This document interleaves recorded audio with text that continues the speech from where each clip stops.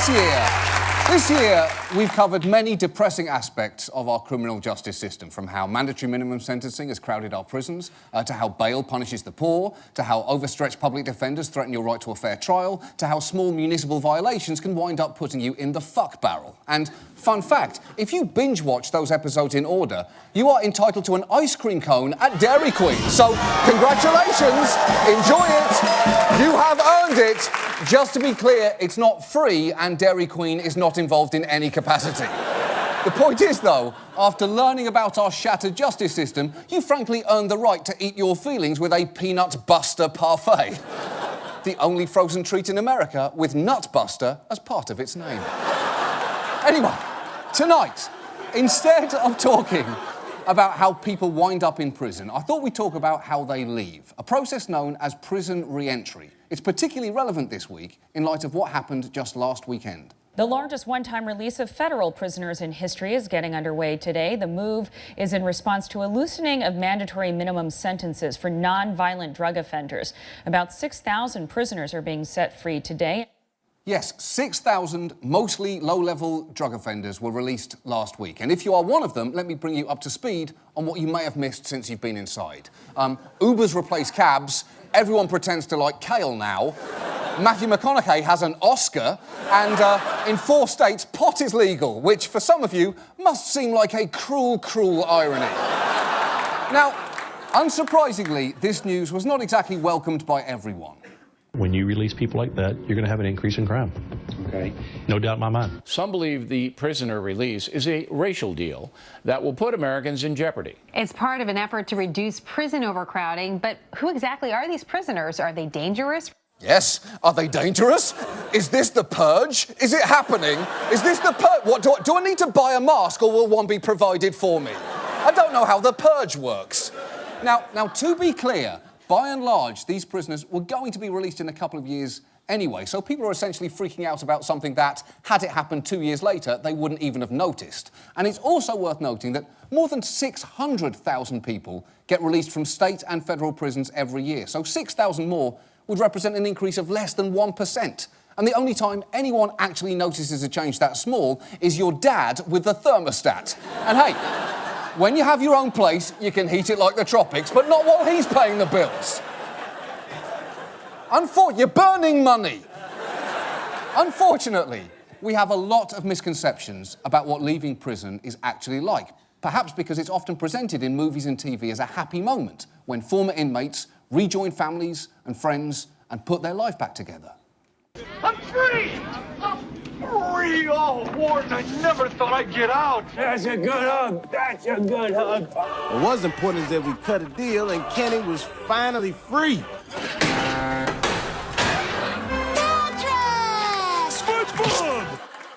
Oh, that's so nice, although the last scene was slightly undercut when Patrick the Starfish realised SpongeBob had joined the Aryan Brotherhood while inside. So, hey, he did what he had to do. He did what he had to do. But the sad truth is, for a surprisingly high number of prisoners, their time on the outside may be brief. The national average of recidivism is 50%. So we're spending $80 billion and failing half the time, right? That doesn't make any sense. No, it doesn't make any sense. The only thing we're allowed to throw billions at just to fail half the time is this man, vandalised Urban Outfitters mannequin Johnny Depp. The fact that around half of people who leave prison end up going back is horrifying. But when you look at the challenges they face, it gets a little less surprising. In fact, let me walk you through what it's like when you get out of prison. And let's just start with minute 1. Because when inmates exit that gate to start a new life, they could find themselves in the middle of nowhere with little to nothing in their pockets. And the lucky ones might get enough for a bus ticket and a meal, but even exonerated prisoners like Glenn Ford can walk out with little to build a life on. Glenn Ford was given a $20 gift card the day he left Angola prison. Gave me a card for $20 and said, wish you luck. How long did that last you? 1 meal. I had some fried chicken, tea, and the french fries came with it. I had $4 and change left. A $20 gift card. If you're exonerated, you should probably be leaving prison with more than you take home after a disappointing office Secret Santa. And hey, don't act surprised that that gift was terrible. Your name got picked by Janice from accounting, and you know she don't give a f***. She don't give a f*** about you.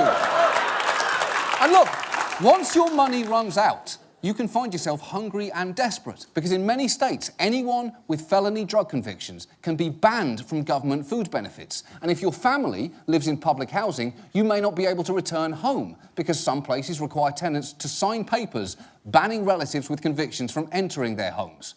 And while those rules may have been written to reduce crime in public housing, they're administered so broadly it can lead to situations like this. Geraldine Miller signed the ban after her son robbed a bodega at 16. Had I known what I know today, I would have never signed that paper. Miller herself now faces eviction after her son was caught helping her with groceries after she became ill. She has to go to her brother's apartment to see her son. Nitra want me to throw my son away. I can't. Look, we all want people who've committed crimes to learn their lesson, but never help your sick mother with groceries sounds more like the kind of lesson you'd learn from a shitty Boy Scout leader. Hey, kids, never help your sick mother with groceries, always know where the exits are in a dogfight, and never pay a stripper up front. Scouts dismissed. And look, restricted access to food and shelter could be just the beginning of your problems. Depending on where you live, a felony conviction can cut you off from everything from voting to a driver's license to, and this is true, one Florida county's home weatherization program. So I guess Florida is perfectly happy to put people behind bars, but they draw the line at putting them behind storm windows and insulation. And while you could pay for food, shelter and weatherization with a job, your opportunities to get one of those might be severely limited. There are state and local bans preventing ex-felons from working as everything from a nurse to a septic tank cleaner to, in Mississippi, an alligator rancher. As if breaking into the alligator ranching business wasn't already hard enough as it is. You know, it's all who you know who's been eaten by an alligator in that game. And a criminal record can even make getting an interview for a job difficult. Nearly every job application will ask a potential employee if he or she has ever been convicted of a felony, a question that in some cases will automatically disqualify you from getting hired. It makes you a little uncomfortable. You get that anxiety when you get to that box. It's like, wow, how are they going to judge me, knowing that I committed this crime? How are they going to feel about this? And it's understandable that an employer might want to know if an applicant has a criminal history, but to have that question on a form before you've even met the person seems a little unfair. They may have changed significantly since then, and you shouldn't judge someone on what they may be most ashamed of. Imagine if you had once fucked a watermelon. Maybe it happened 14 years ago, you're not proud of it, and you've changed since then. If every job application you filled out had this question on it, with no opportunity to give context of how drunk you were or the fact you haven't even looked at a watermelon for over a decade, you'd begin to feel like the deck was stacked against you. And some states seem to even acknowledge how hard this process can be. Ohio actually has a list of job tips for ex-offenders with do's and don'ts, such as do be honest, but if you're asked why you left your last job, don't use negative words like went to jail. Instead, do use terms like relocated or contract ended. Both of these are true, and they are. And before you judge, that is not a lie. Everyone tries to present the most flattering image of themselves. You do it when you use a filter on an Instagram photo of yourself. Even the Queen does it, because this is her official portrait, but this is who she actually is. But deep down, she knows you can't put that face on money. And all of this is before we get to the difficulty of ex-prisoners navigating parole. 2/3 of parolees who go back to prison do so not due to a new crime, but because of parole violations, sometimes for reasons as simple as missing appointments or failing a drug test. And for some, it may be because they're dealing with untreated substance abuse or mental illness, but for others who are trying their hardest, satisfying the conditions of parole can be maddeningly difficult. Look at Bilal Chatman. He spent a decade in prison for a non-violent drug offence, but despite the odds, he managed to get his life back on track and find a job that he loved. Things were going well until he hit a problem regarding scheduling meetings with his probation officer. So he got off, I think, every day about 4. And so my job I didn't get off till 4:30. I said, okay, well, can I come in early? He said, no, you can't come in early. I said, well, okay, well, then can I come a little later? Can I get there at like 5 if you leave at 4:30?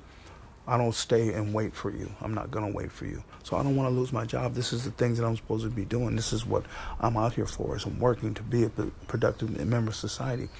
I felt set up. I felt like I was set up to fail. I felt most people in that situation are set up to fail.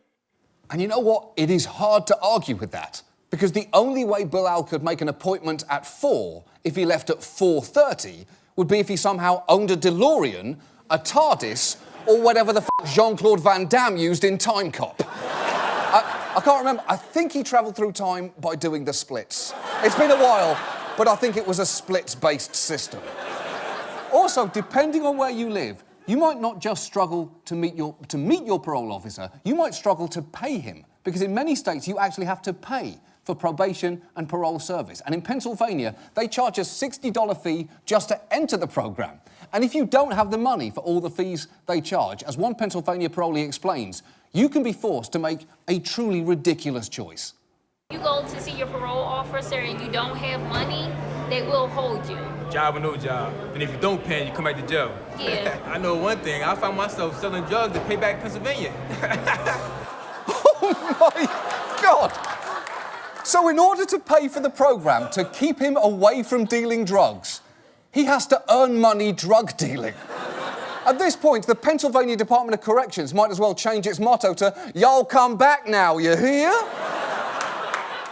By now, you may be wondering who is responsible for a system this broken. Well, interestingly, the answer is pretty much everybody. Many of the obstacles you've seen originated in the tough-on-crime 90s with surprisingly little debate. Remember the ban on ex-prisoners from entering public housing, which forced Geraldine Miller to kick out her son? Well, here's where that started. From now on, the rule for residents who commit crime and peddle drugs should be one strike and you're out.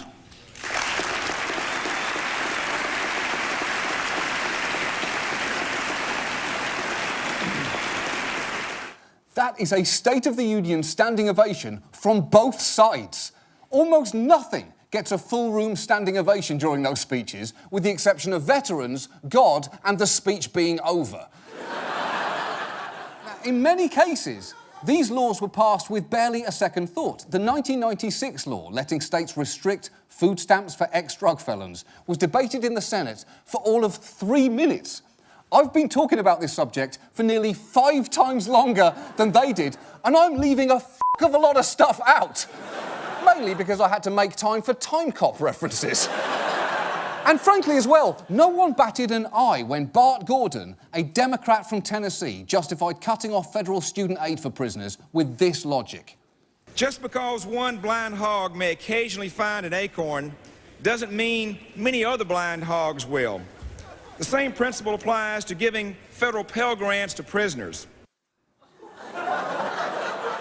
First of all, pigs find nuts by smell, so a blind one is at no significant disadvantage in an acorn hunt. And second of all, people aren't pigs, you fucking arsehole. And look, I know, it's not always easy to care about the welfare of ex-prisoners, and some are going to reoffend no matter what you do. But the fact remains, over 95% of all prisoners will eventually be released. So it's in everyone's interest that we try to give them a better chance at success, because under the current system, if they do manage to overcome all the obstacles we've set, it's a minor miracle. And one of the people who have managed to beat those odds is Bilal Chatman. I'm happy to say that he is still in his job and he's still doing well, and I'm even happy to say he's actually with us this evening, so please welcome Bilal Chatman! There's Bilal. There's Bilal. Bilal Chatman, ladies and gentlemen. Please, sit down. Bilal, thank you so much for coming tonight. I know that you were not sure about doing this, so I want to thank you for being here. Yes. Now, you managed to keep the job that you were talking about in that clip, and we saw the state of Ohio giving advice to prisoners about how to present their truth. And when you were applying for jobs, You listed your previous employer as, what did you list? State of California. The state of California. That's right. That is, yeah, that's technically true. Yeah, that is That's true. Absolutely. That's true. Yeah. Now, I know, how is the job going? Absolutely fantastic. I couldn't have scripted another way, any way better than what's going on. I'm very excited. I'm very fortunate and blessed that they've given me this opportunity. And yes, I'm dedicated to them. Absolutely wonderful. And I know that one of the reasons you're nervous is that because not everyone you work for or with knows about the fact that you were once in prison. Now, you're going to work tomorrow morning. Yes. They may know by then. Yes. So I guess what I want to know is what particularly are you most worried about? I guess I'm more worried about being judged for what I used to be. I'm not that same person. You know, I've dedicated myself. I've changed myself. I'm no longer that person. You know, as time goes on, you become, you know, I become a better person. I've worked really hard at the things that I've taken from society, and so yeah. So what are the concerns though that what they will think or how they might behave? What is the spectrum of circumstances that you're concerned about? I guess people are judgmental. People that don't know. You know, I don't want anybody to look at me as the ex-con. I want them to look at me as the person I am now. I'm a supervisor. You know, I'm a good employee. I'm an employer. I even hire and I fire. Right. So I think I want them to look at me as that. Continue to live with that. They were about to both cheer and boo you when you said that. Okay, I guess that it's interesting you say that, right? That you don't want to be defined by something that you did so long ago, because we're probably guilty of giving you a reductive term in that way, because we're having you on tonight as Bilal, the ex-prisoner. Right. Which is clearly not who you've been for a long time. Right. Now, everyone has at least 3 other things about them that are interesting. Mm-hmm. What 3 things about you not related to that would you like people to know? Well, I would like people to know, I'm gonna grow tomatoes, you know. Wait. You know? I'm gonna stop you. Yeah. I'm going to stop you at number 1 there, Bilal, because that's a lot more interesting than I think you think it is. Yeah. And I'm hoping that tomorrow your fellow workers may choose mainly to focus on the fact you grow tomatoes as being a more interesting part of your life. I know that one of the things that's interesting is that I know how hesitant you were to do this as we talked to you through the week, as we even talked to you today and tonight. I guess a question would be, why did you end up talking to us? Why are you here? I'm here because of the fact that, I may never do this again. I've done other interviews. I may never do this again because this takes me back to being that prisoner again. I'm not that prisoner today. I'm a taxpayer. I work. I'm a citizen. I'm a voter. That's who I want to be. Those are the things that have defined me today. It's not what I did before. I did things years ago that I'm ashamed of, that I don't like. But I don't want to relive that. At the same time, I want this opportunity to be for someone who says, oh, man, I can never get a chance. I'll never have a chance. There's always a chance. We'll just keep going. But I want the person also that looks down at us, that maybe there's a chance for other people, too. That's great. Bilal, I can't thank you enough for taking the time to be here. Bilal Chatman, ladies and gentlemen, the tomato grower.